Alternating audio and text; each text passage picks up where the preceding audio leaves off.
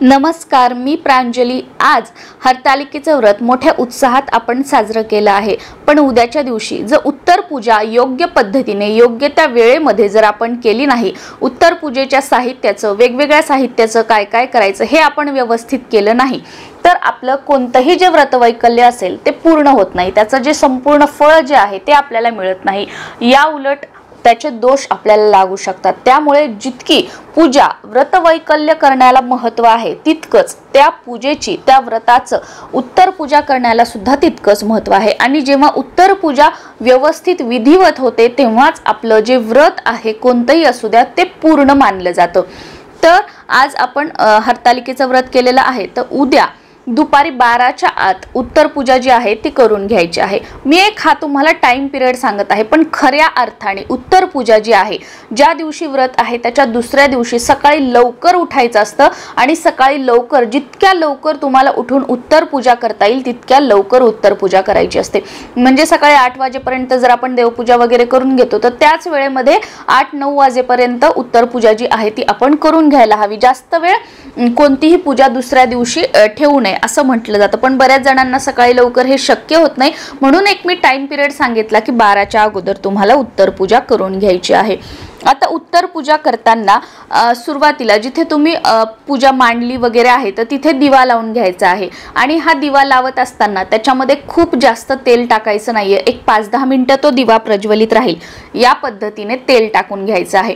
आणि जर चुकून माकून तुमच्या लक्षात नाही आलं, त्या दिव्यामध्ये तेल जास्त झालं आणि तुम्ही उत्तर पूजा केली पण तो दिवा तसाच प्रज्वलित राहिला, तर तो दिवा कधीही शांत करायचा नाही किंवा त्याला फुंकर मारून तो विझवायचा नाहीये।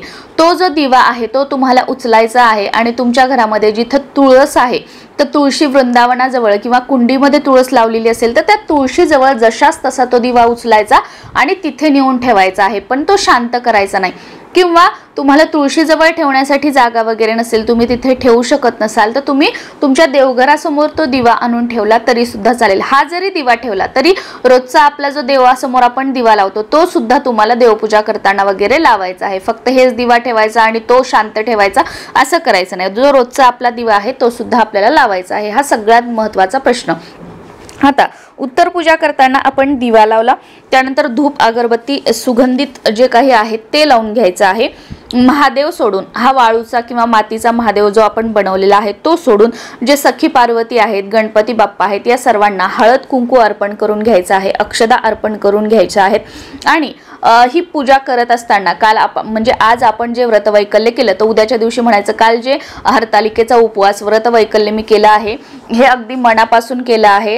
याचं जे संपूर्ण पुण्यफळ आहे ते मला लाभू द्या, माझ्या पतीला दीर्घ आयुष्य, माझं अखंड सौभाग्य मला प्राप्त होऊ द्या। आणि हे व्रत करत असताना, पूजा करत असताना जर चुकून माकून माझ्याकडून काही चूक भूल झाली असेल तर त्याबद्दल मला क्षमा करावी, ही प्रार्थना करायची। आणि तुम्हाला काहीतरी गोडाचा नैवेद्य दाखवायचा आहे। आता इथे ही महादेवांची पूजा आहे म्हणून तुम्ही दही भाताचा सुद्धा नैवेद्य दाखवू शकता किंवा तुम्ही खीर काणवल्याचा सुद्धा नैवेद्य दाखवू शकता, कारण सखी पार्वती आहेत। किंवा आपण साखर, खडी साखर, दूध साखर याचा नैवेद्य दाखवला तरी सुद्धा चालतो। तुमच्याकडे जो नैवेद्य दाखवण्याची पद्धत आहे उत्तर पूजा करताना त्याचा तुम्हाला नैवेद्य दाखवायचा आहे। आणि त्यानंतर तुम्हाला नमस्कार करून ही जी उत्तर पूजा आहे ती करायची आहे। बऱ्याच ठिकाणी नैवेद्य दाखवल्यानंतर आरती सुद्धा केली जाते, तर तुमच्याकडे आरती केली जात असेल तर तुम्ही करू शकता। आमच्याकडे आरती केली जात नाही, फक्त हळद कुंकू वगैरे अर्पण करून नैवेद्य दाखवून याची उत्तर पूजा केली जाते। जर तुमच्याकडे आरती केली जात असेल तर सुरुवातीला गणपतीची आरती घ्या आणि त्यानंतर हरतालिकेची आरती म्हणून तुम्हाला उत्तर पूजा करायची आहे। आता उत्तर पूजा करत असताना हे सगळं नैवेद्य वगैरे दाखवून झालं, तर त्यानंतर सर्वात अगोदर ज्या पत्री आपण अर्पण केलेल्या आहेत त्या उचलायच्या आहेत। त्या सगळ्या पत्री एखाद्या पेपरमध्ये किंवा एखाद्या भांड्यामध्ये आपल्याला गोळा करून घ्यायच्या। जे फुलं वगैरे आहेत ते गोळा करून घ्यायचे आहेत। जे फळं आपण पूजेच्या तिथे ठेवले होते तर ते फळं आपण घरामध्ये खाण्यासाठी वापरू शकतो। हा प्रसाद आहे, हे दुसऱ्यांना देऊ नका। हे जे फळं आहेत ना समोर ठेवलेले, तुमच्या घरातील सदस्यांनीच खाण्याचा प्रयत्न करा। जे विड्याची पानं आहेत ती तुम्ही तशीच ठेवू शकता आणि घरातील सर्वांनी तुमच्याकडे खायला आवडत असतील तर जेवण झाल्यानंतर वगैरे पान लावून ही जी पानं आहेत ना ती तुम्ही खाऊ शकता। ही म्हणजे पानं टाकून देण्याची गरज नाही, हे आपण विड्याची पानं लावून घरामध्ये याचं तांबूल वगैरे बनवून खाऊ शकतो। पण देवीला नैवेद्य वगैरे दाखवण्यासाठी ही पानं वापरू नका, ही आपण खाण्यासाठी वापरू शकतो। आणि जर खायची नसतील तर जिथे आपण पत्री फुलं गोळा करत आहोत त्याच्यामध्येच तुम्हाला ही पानं टाकायची आहेत। आता आपण सखी पार्वतीची जी ओटी भरली होती तर त्या ओटीचं काय करायचं, जर ब्लाउज पीस वगैरे नारळ वगैरे असेल त्याचं काय करायचं, हे ब्लाउज पीस नारळ वगैरे जशाच तसं तुमच्या घराच्या आजूबाजूला जर कुठे एखादं देवीचं मंदिर असेल तर तिथे जाऊन तुम्ही देवीला हळद कुंकू वगैरे अर्पण करून हे ओटीचं साहित्य तिथे अर्पण करू शकता। ही पहिली पद्धत। आणि दुसरं म्हणजे तुम्ही हे स्वतःसाठी ठेवू शकता, याचं ब्लाउज पीस तुम्ही शिवू शकता आणि हे स्वतः घालू शकता, या पद्धतीने करू शकता।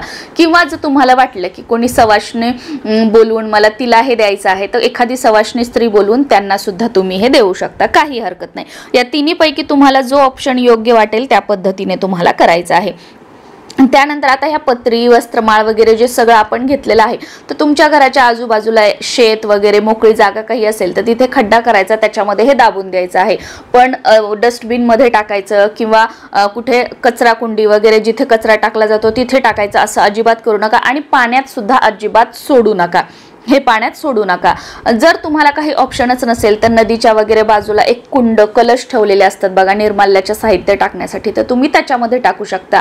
किंवा तुमच्या घरामध्ये झाडं वगैरे काही असतील तर त्याच्यामध्ये तुम्ही टाकू शकता, ह्याचं खत वगैरे जे आहे ते तयार होतं। पण पायंदळी येईल अशा ह्या पत्री ज्या आहेत त्या कुठेही टाकायच्या नाही, कारण अखंड सौभाग्यासाठी महादेवांचं आपण हे व्रत केलेलं आहे। आता त्यानंतर हा जो वाळूचा महादेव आहे यांचं काय करायचं, तर हा वाळूचा महादेव तुम्हाला एका पेपर मध्ये किंवा बॅग मध्ये एखाद्या भांड्यामध्ये ही वाळू काढून घ्यायची आहे, हा महादेव हे करून घ्यायचा आहे। आणि ही जी वाळू आहे ती तुम्हाला तलाव असेल जिथे वाहतं पाणी असेल त्याच्यामध्येच विसर्जित करायची आहे। महादेव बनवलेली वाळू ही इथे तिथे टाकायची नाहीये, तर ही पाण्यामध्ये प्रवाहित करायची आहे ही वाळू। आणि जर तुम्हाला दरवर्षी वाळू मिळत नसेल तर ही वाळू तुम्हाला धुवायची आहे, स्वच्छ धुवून ती उन्हामध्ये वाळवायची आहे आणि त्यानंतर स्टोअर करून व्यवस्थित तुम्हाला पुढच्या वर्षीसाठी ठेवायची आहे। तसं तर आपण प्रत्येक वर्षी नवीन वाळू घेत असतो आणि नवीन वाळूचा महादेव बनवत असतो, पण तुम्हाला ती मिळत नसेल तर स्वच्छ धुवून वगैरे तुम्ही स्टोअर करू शकता आणि पुढच्या वर्षी परत हरतालिका पूजेसाठी हीच वाळू तुम्ही वापरली तरी सुद्धा चालते, काहीही हरकत नाही। आणि आता जो आपण नैवेद्य दाखवलेला आहे उत्तर पूजा करताना, तर आज उपवास सोडताना तुम्हाला सात्विक जेवण बनवायचं आहे। सात्विक जेवण म्हणजे काय की त्या जेवणामध्ये कांदा लसूणचा उपयोग करायचा नाहीये, वापर करायचा नाहीये। आणि उपवास सोडताना जो आपण नैवेद्य दाखवलेला आहे तो थोडासा खायचा आणि त्याच्यानंतर जेवण करून आपल्याला या उपवासाचं पारण करायचं आहे, उपवास सोडायचा आहे।